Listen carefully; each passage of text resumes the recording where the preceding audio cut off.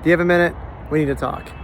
We need to talk exactly about how offers here in Sacramento are changing. And I don't know if they're going to go back to normal anytime soon.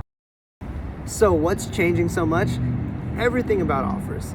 The offer prices, the types of contingencies that buyers are willing to waive, or more importantly, the types of contingencies that sellers are requiring buyers to waive because other buyers are waiving them. So if you even want to be considered and not on the chopping block, then that's what you have to do to even. So we've talked a lot about why things are changing in my other videos, but we haven't talked about what's changing. It's not that the contract itself is changing, but it's how it's being used, how people are maneuvering it, and ultimately what they're including or not including in their offers that has really changed here in 2021. So come with me and you'll be in a world of contract negotiation. I'm not a singer, and that might have been a little rough, but you know, it's more rough, this real estate market, for buyers and for sellers to understand what's going on. So before I get into that, let me explain to you what are the main components of an offer. Well, we have a deposit, right? That's going to be the buyer's skin in the game, saying, hey, if I waste your time, then you can keep this deposit as damages. Pretty straightforward. How does a buyer protect their deposit? Well, there's multiple, but the three main contingencies typically when they're buying with a loan is going to be, first and foremost, their inspection contingency. Secondly, their appraisal contingency. And finally, their loan contingency. Inspections make sense for any and all reasons. You, as a buyer, can cancel, get your deposit back. The appraisal, hey, if the home doesn't appraise, then we have the right to renegotiate. If we can't come to terms, then we cancel. And then finally, the loan is like, hey, if I, for some reason, as a buyer, can't qualify for this loan, then I have the right not to move forward and take my deposit with me. That one's kind of weak. It always has been. And man, there's so many ways to get around it, different lenders. And honestly, most sellers probably shouldn't put up with that one because that's more of an upfront kind of a vetting question and making sure that they have been underwritten or that their file has gone through a full approval process before their offer has been accepted. I digress. So in order of importance, buyers are sitting cool as a cucumber as long as they have their inspection contingency. It allows them to cancel for any and all reasons. And don't forget, you're still in the woods until that appraisal comes back. Because if this property doesn't appraise, you have to renegotiate everything anyways. So as a seller, it's important for you to understand that, wow, we have one contingency where they can get out of jail for free for any and all reasons. And this next one where they can really hound us and hassle us if the property doesn't appraise at the price that we agreed to. As a seller, you're like, hey, I took your offer because you were willing to offer this amount that was better than everybody else. You seem to have the financial wherewithal and the motivation to close on it. And now this appraisal comes in, though, you're asking me to drop my price by $10, $20, $30, $50,000. That's not fair. That's not what we agreed on.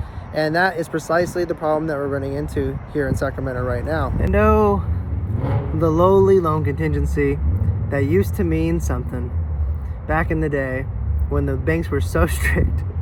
But I can tell you confidently now that if you don't have your act together and you're relying on the loan contingency, chances are your offer is not going to be accepted. The loan contingency is the weakest contingency. Because honestly, by the time you get to the offering table, if you don't have your complete act together, if you're still contingent on the possibility of you qualifying for this loan, then you're so far behind everyone else here in Sacramento who has been typically underwritten completely up front. If not that, then completely and fully vetted out financials, all the pay stubs, everything, credit score pulled, all of that. If you haven't gotten that far down the road yet, by the time you're writing offers, you are really ill prepared to compete in a world where everyone is putting their best foot forward.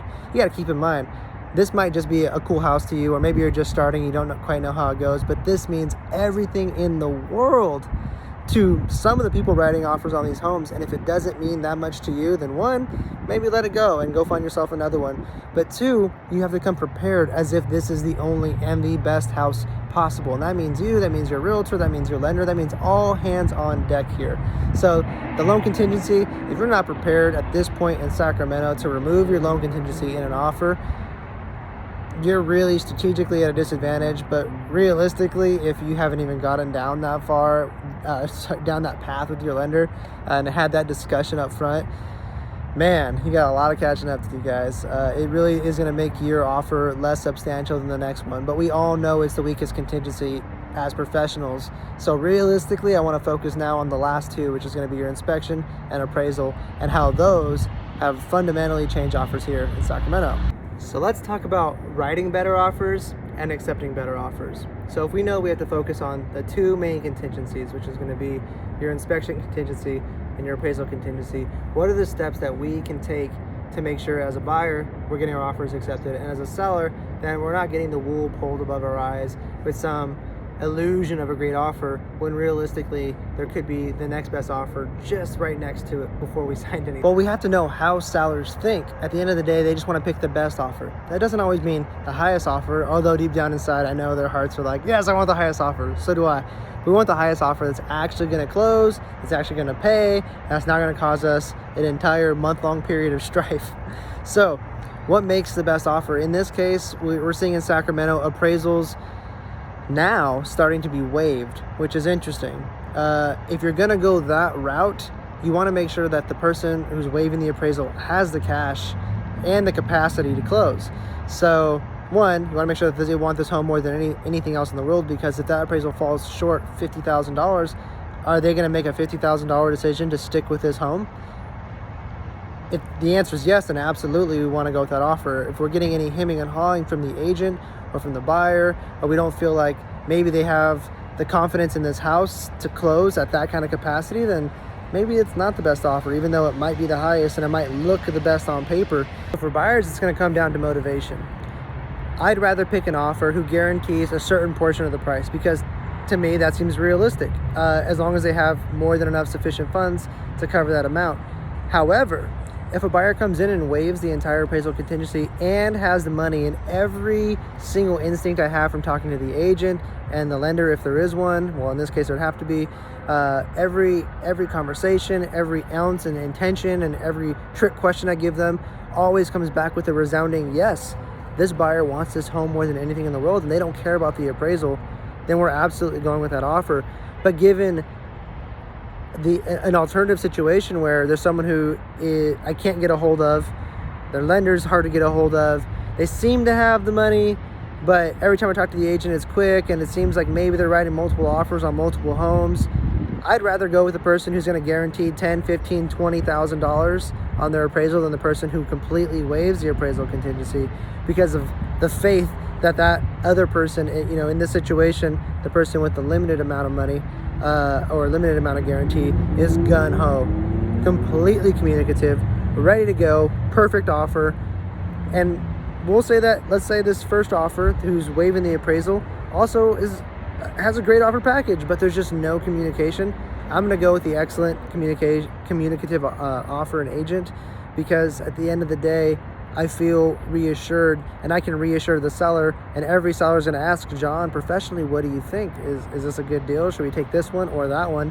And if I can look them in the eye and say, hey, I've done all my research, and this offer A may only have a limited guarantee on appraisal, but man, they want this house more than anything, where offer B seems to be waiving the appraisal, but I can't get a straight answer out of anybody, and that's if I can reach them. We're going offer A every single time. Finally, the inspection contingency. Right now, people in Sacramento are, in some cases where there's 20 plus offers, waiving the inspection contingency, which on paper makes them the best offer, but really to me it seems more like a gamble, because they still have the right to cancel. It doesn't mean they can't cancel the contract. So if you as a seller are taking this with the surefire hope or recommendation of your agent that, well, this buyer's not going to cancel, unless they've been fully vetted and you've talked to them and understand their needs and the urgency of this home for them and all the qualifying factors that make someone motivated to make a decision, you have to understand they can still cancel.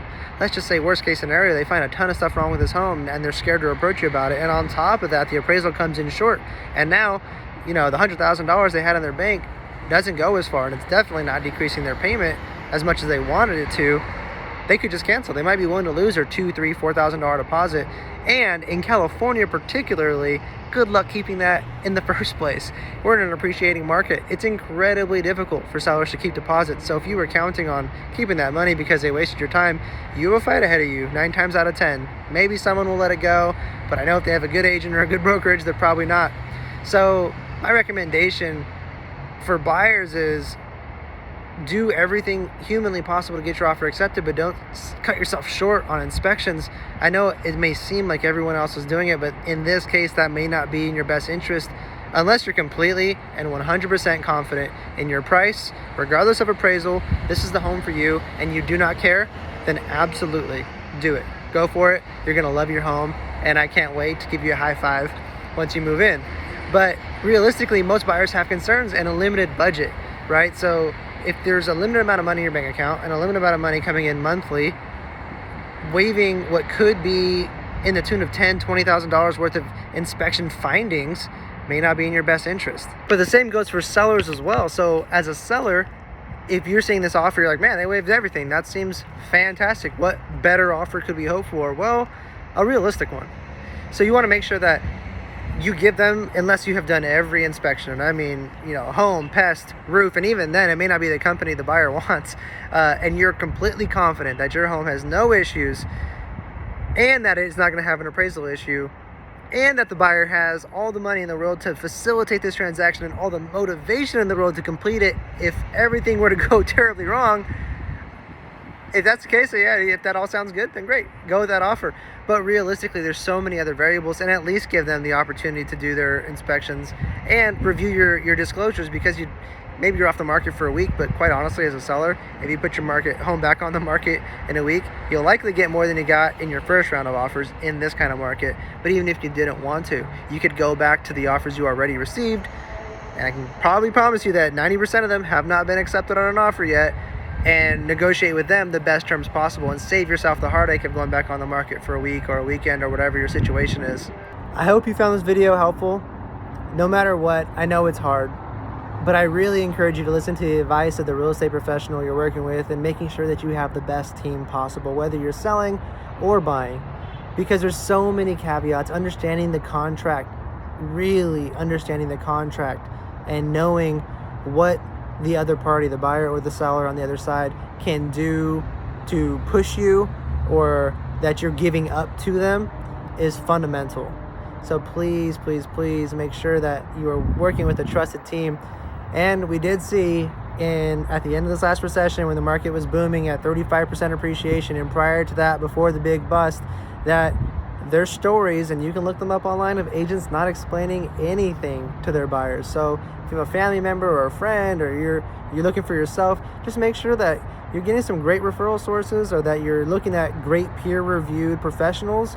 I don't mind interviewing for the job personally, and if I'm not the best fit, then fantastic. At least you've done your due diligence. That's what this is all about. This is about understanding. This is about education. This is about due diligence, and quite honestly, just making sure that you're making the best decision for you possible, and even understanding what the right questions are to ask.